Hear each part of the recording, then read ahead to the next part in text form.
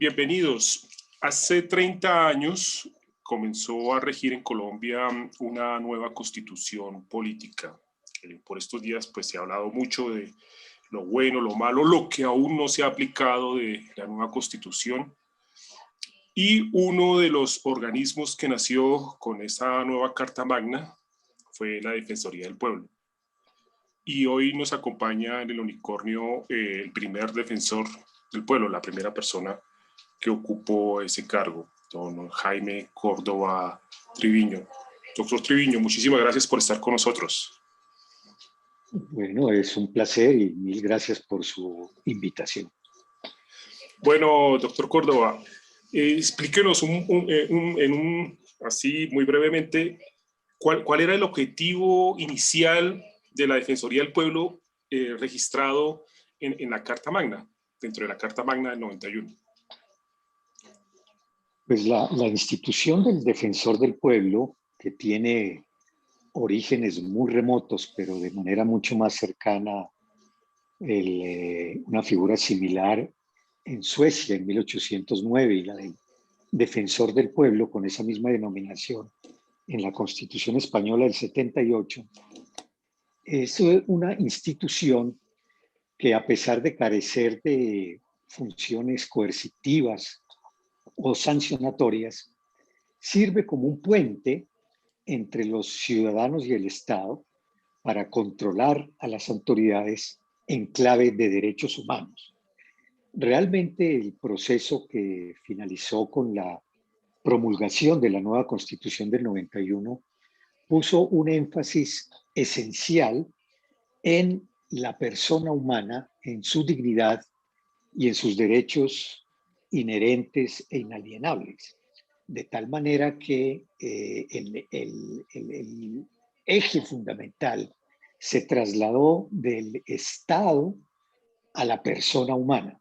Y los constituyentes tenían absolutamente claro que era necesario contar con instituciones que respondieran a una nueva concepción de los derechos en una dimensión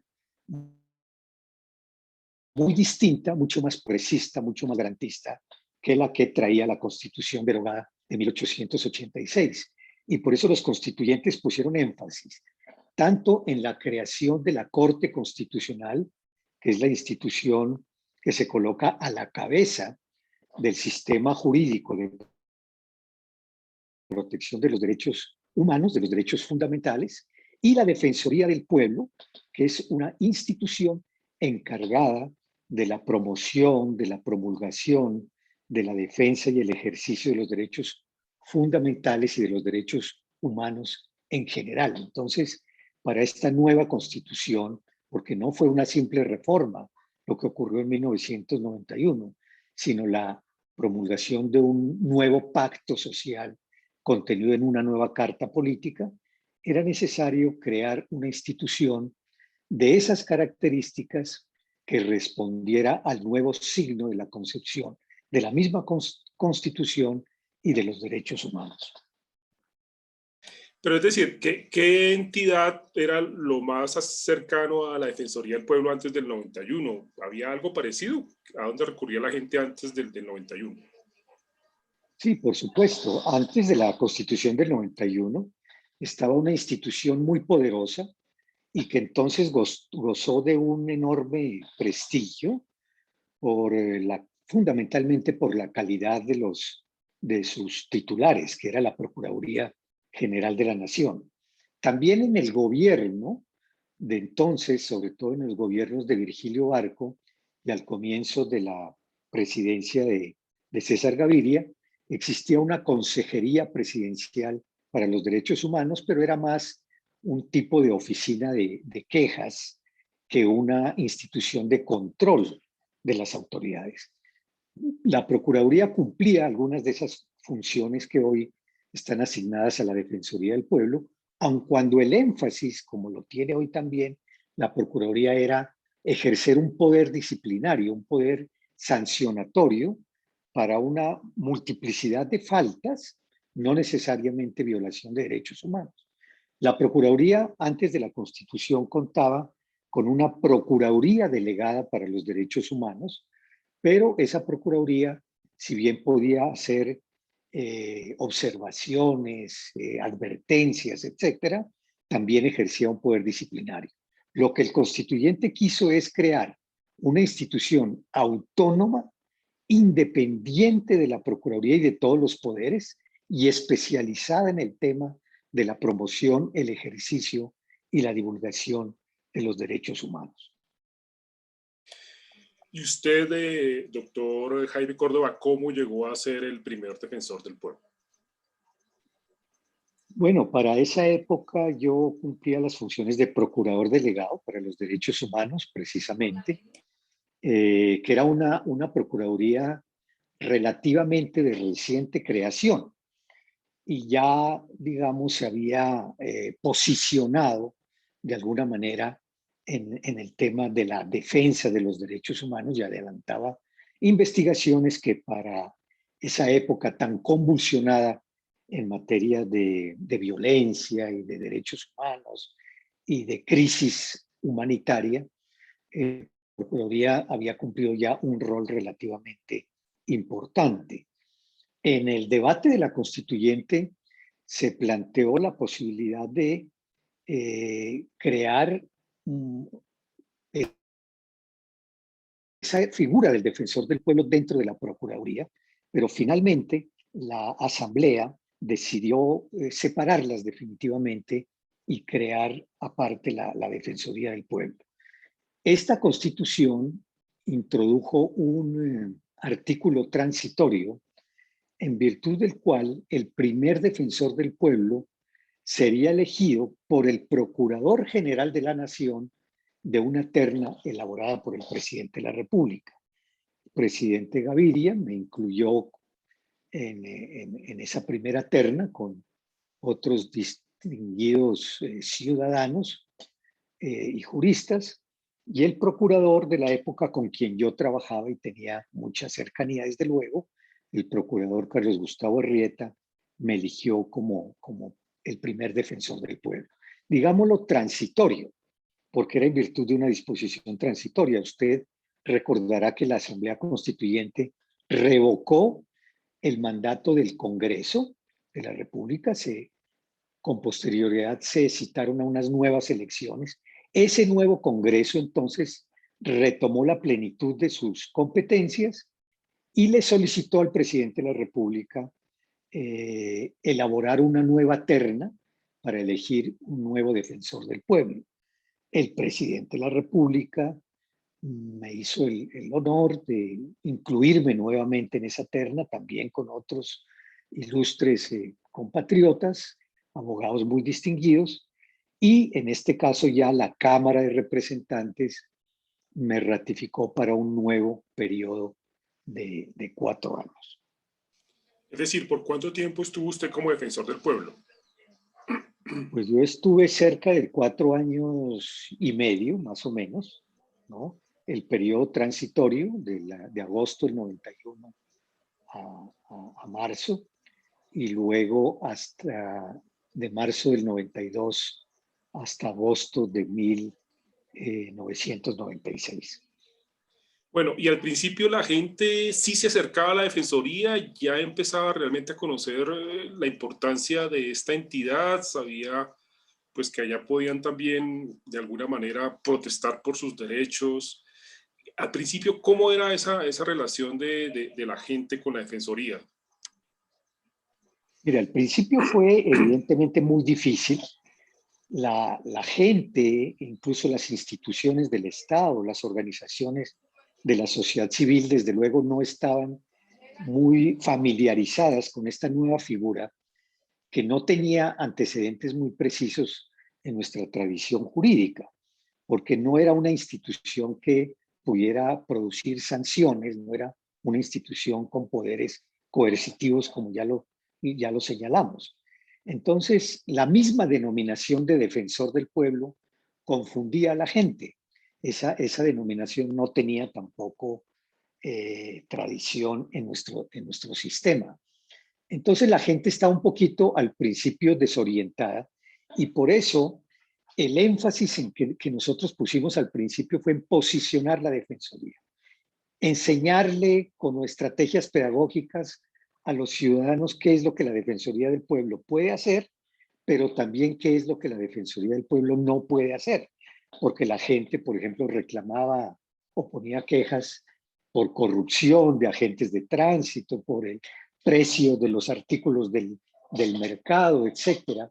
Pero poco a poco, y dada la dinámica de nuestra conflictividad social y también en buena parte el activismo de las organizaciones sociales, la Procuraduría fue adquiriendo su perfil, los ciudadanos comenzaron a apreciar su trabajo, comenzaron a acudir masivamente para que se les interpusiera acciones de tutela, para presentar quejas contra funcionarios por mora, por desidia en el trámite de sus asuntos, pero también por temas mucho más complejos, como las graves violaciones a los derechos humanos y las graves infracciones al derecho internacional humanitario, estos dos últimos aspectos que, dadas las características de nuestro conflicto armado, de alguna manera marcan un camino y una característica del actuar de la Defensoría en sus primeros tiempos.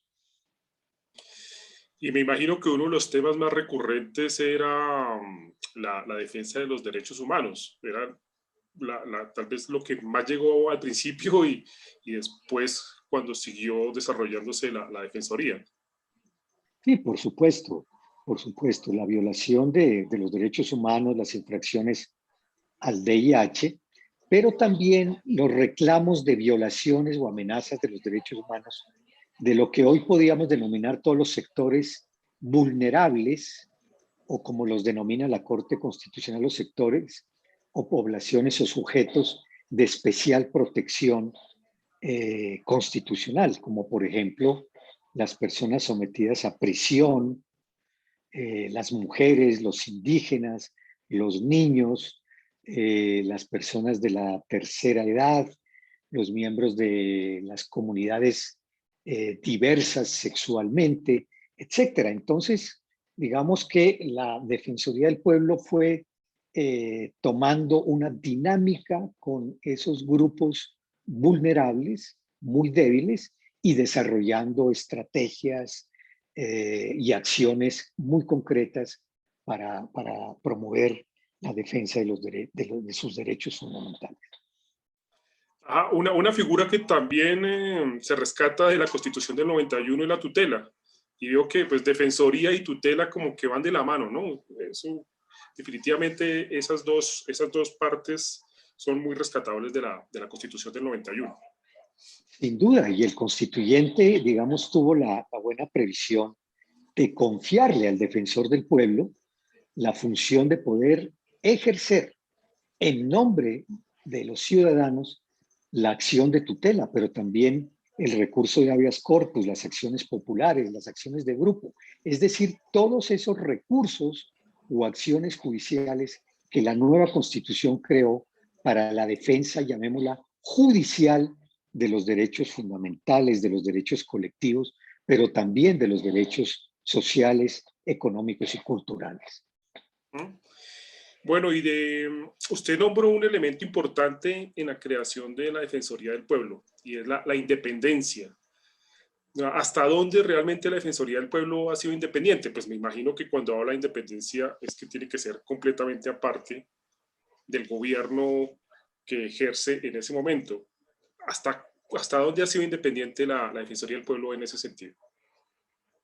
Pues mire, en la doctrina y la filosofía de esta institución del Defensor del Pueblo, o del Ombudsman, como se conoce en otras latitudes, un signo de su legitimidad y de su fuerza es su independencia. Habíamos dicho antes que como el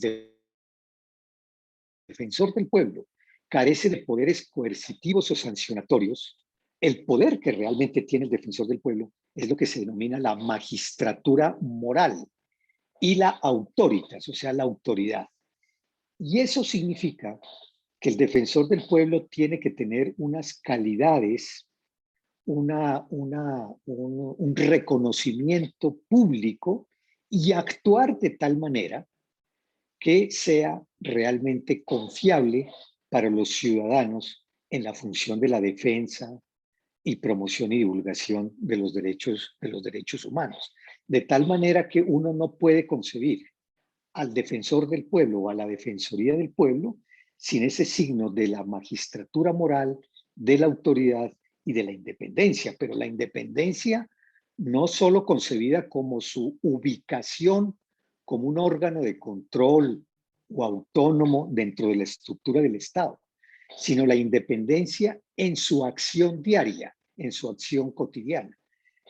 Por eso es que se señala que el defensor del pueblo tiene que ser una persona independiente de los partidos políticos, de las causas o intereses partidistas o electorales.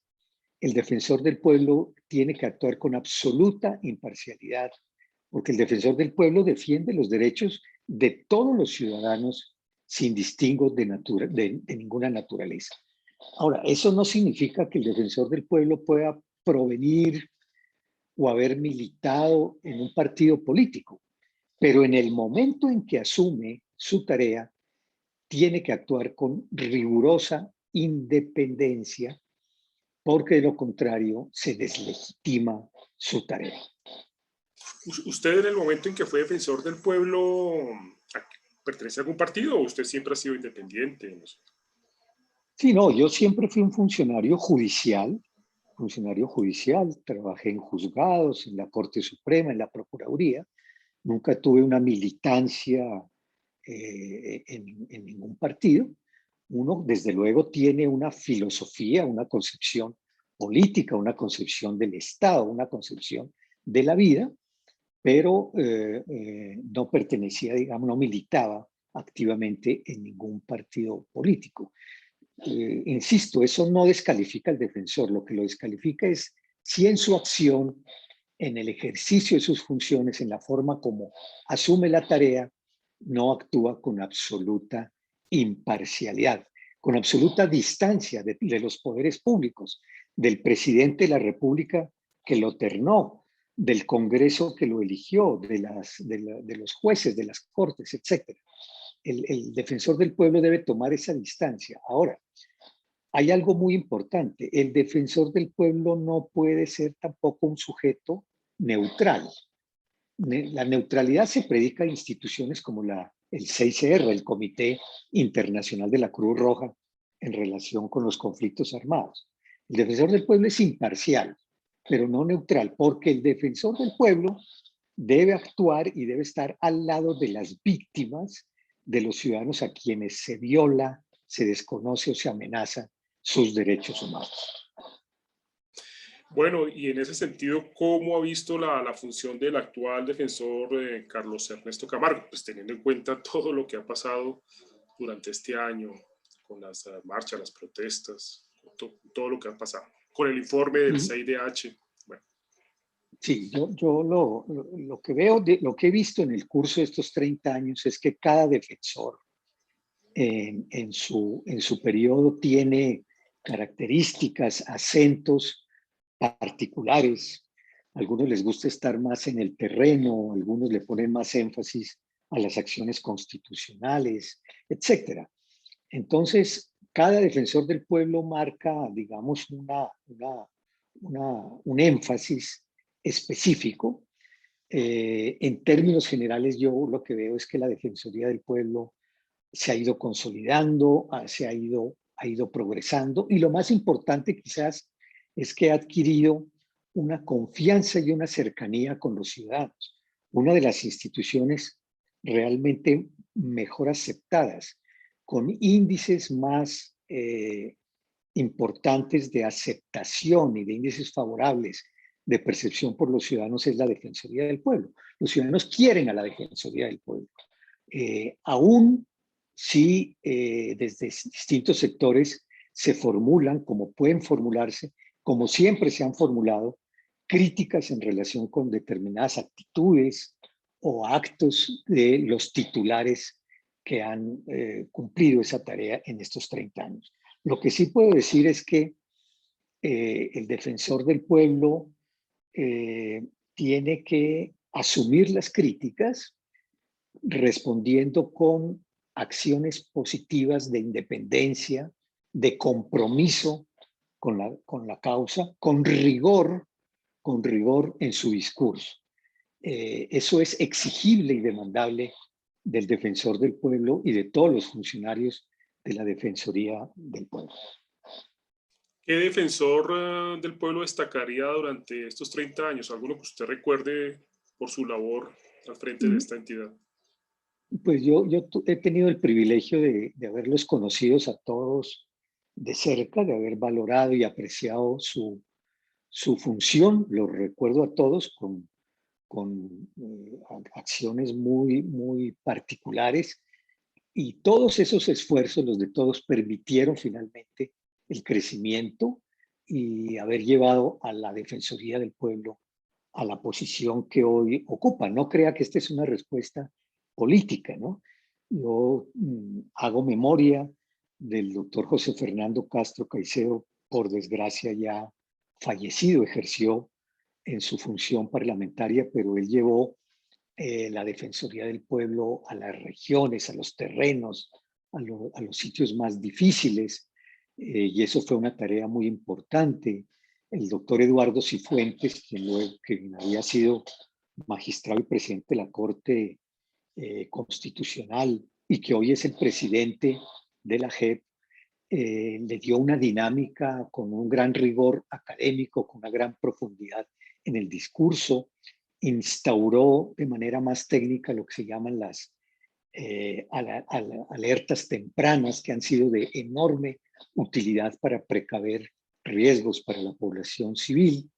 Luego vinieron 2 periodos consecutivos del defensor Volmar Pérez, que amplió mucho el horizonte de la Defensoría del Pueblo en materia de la defensa jurídica o la defensoría pública. Creó una escuela para los defensores públicos.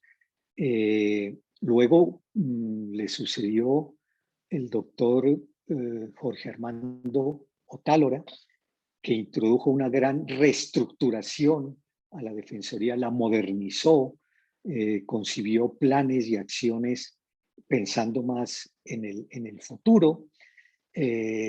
Más adelante, si la memoria no me engaña, el doctor César Negret también impulsó mucho la presencia de la Defensoría del Pueblo en las regiones, y ahora, digamos, al defensor actual, al doctor Camargo, le ha tocado, pues, digamos, una etapa compleja, difícil, de la pandemia, de las protestas sociales. Y yo creo que él ha conformado un equipo de trabajo bastante importante, y yo creo que él debe y está en ese proceso de sintonizarse, digamos, con el papel profundo y el papel importante que cumple la Defensoría del Pueblo, y auguro que será también un periodo importante para la Defensoría del Pueblo. Pero en general usted diría que la Defensoría sí ha cumplido realmente con el mandato constitucional en términos generales. En términos generales y en términos muy específicos, si uno ve las cifras, los resultados concretos, los campos de acción en que le ha correspondido intervenir a la Defensoría del Pueblo, yo creo que el balance es altamente positivo y muy reconocido por organismos internacionales, intergubernamentales y por la ciudadanía en general.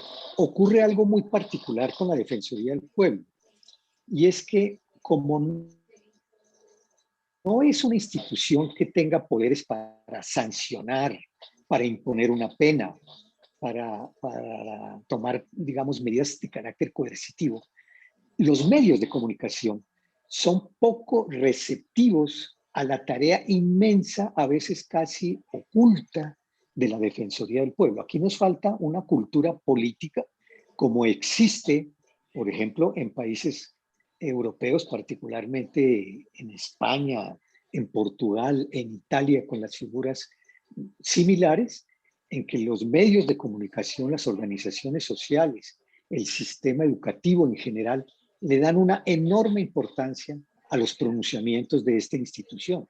Yo me pregunto, por ejemplo, el Defensor del Pueblo siempre hace un informe anual sobre su gestión y sobre la situación de los derechos humanos en Colombia, que la presenta ante el Congreso de la República. Pero es un informe que no tiene ninguna repercusión.